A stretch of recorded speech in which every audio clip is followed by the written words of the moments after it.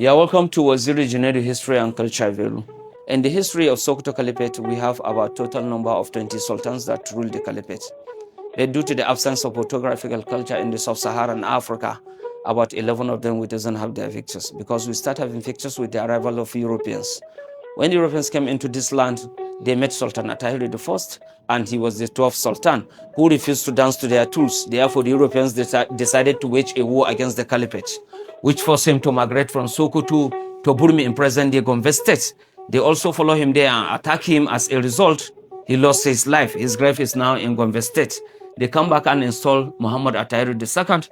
After he died, then Muhammad made Turare. After he died, then Muhammad Tambari, who also has some disagreements with the Europeans. Therefore, they decided to deport him to Kari in Taraba State. His grave is now in Taraba. They come back and install Sultan Hassan Dan Ma'azu, who also ruled for 8 years. Then after he died, then Sir Abubakar III, who was the longest sultan on throne, who spent 50 years on throne.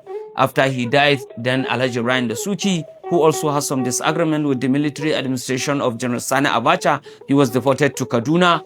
Then Alhaji Muhammadu Macho was appointed as Sultan, who also lost his life as a result of ADC flank crash in 2006.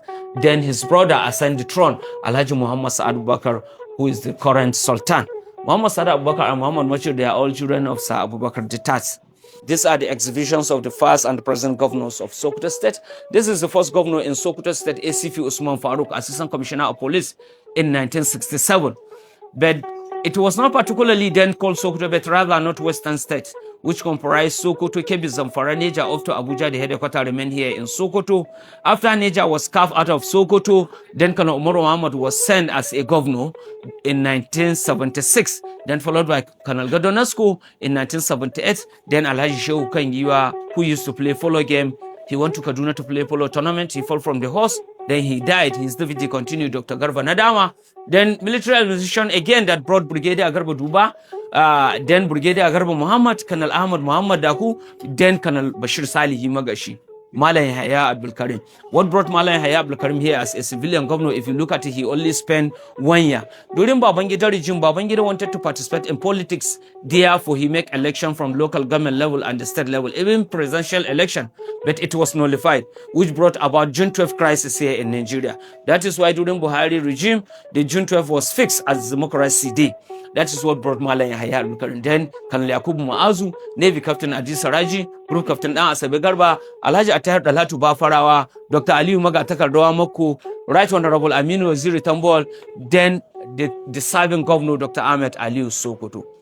We have a gallery here that we name Sokoto Caliphate, which contain the contribution and the activities of Sheikh Usman bin Fodio and his colleagues. What we have here in the northern Nigeria is Govri Kingdom, Kebbi Kingdom, Zamfara Kingdom, and Katsina Kingdom. And this is the map after the jihad of Sheikh Usman bin Fodio. We have Gobir, Ariwa, Zamfara, and Gondu. This write-off you are seeing trying to explain some areas in Sokoto, the Caliphate, the jihad, and Sheikh Usman bin Fodio himself. This is Sokoto before Sheikh Usman bin Fodio, then Sokoto after Sheikh Usman bin Fodio. Sheikh Usman bin Fodio was born and brought up in Hausaland. If I said Hausaland, I'm referring to the Govri Kingdom. That is where he was born and brought up. Though there is existence of Islam even before Sheikh Usman bin Fodio, but the Islam was mixed with some un-Islamic activities such as veganism, fornications, confiscations of land and properties, heavy taxes against masses. That is what makes Sheikh Usman bin Fodio to stand up and preach to those tyrannical rulers that they should stop all those evil activities. So many people from various places heard about Sheikh Usman bin Fodio. Therefore, they came to Sheikh to study under Sheikh Usman bin Fodio. Sheikh Usman bin Fodio allocated a flag to them as a symbol of authority that they should go back to their various areas and preach to those rulers in their areas. These are the flag bearers. Muhammad Moiju from Kebbi, Abu Hamid Zamfara, Umar Dalaji Katsina, Mallam Musa Zazzau, Mallam Isayaka Daura, Mallam Suleiman Kano, Bubayero Gombe, Mallam Alimi Ilorin, Mallam Dendo Nufe, Mallam Yakubu Bauchi, Modibo Adama Adamawa, Mallam Zaki Katagum, Mallam Sambo Hadeja, Mallam Dantunku Kazaure, Muhammad Manga Misau, Muhammad Wabi Juma'are, Muhammad Namur Auran Namur Samba Dan Ashafa, and Dotu. These are the flag bearers of Sheikh Usman bin Fodio. And if you look at it, this is what form part of northern Nigeria today. This is the map of Govri Kingdom. This is the very kingdom where Sheikh Usman bin Fodio was born and brought up. The kingdom existed for 1,000 years, and it was very vast kingdom because it extended up to some part of Benin Republic.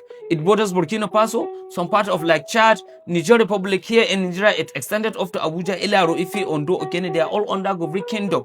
The headquarters remained at Alkalawa here in Sabon Birni. As a result of the preaching and the enlightenment by Sheikh Usman bin Fodio, therefore conflict may arise, which led to the demolition of this kingdom. Therefore, Sokoto Caliphate was established.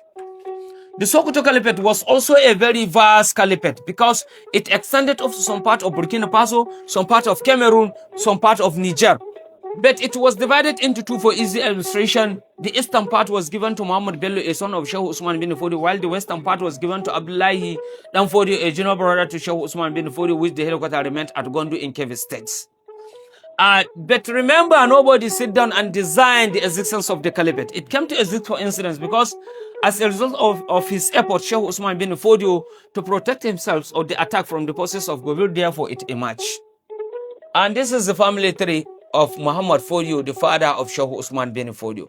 Muhammad Fodio give birth to Sheikh Usman bin Fodio, give birth to Ali, give birth to Abdullahi Dan Fodio. They are all brothers to Sheikh Usman bin Fodio.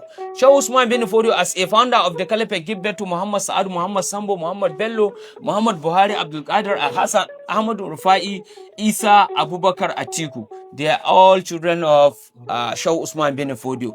All these ones that are shaded in greens, they happen to be a sultan.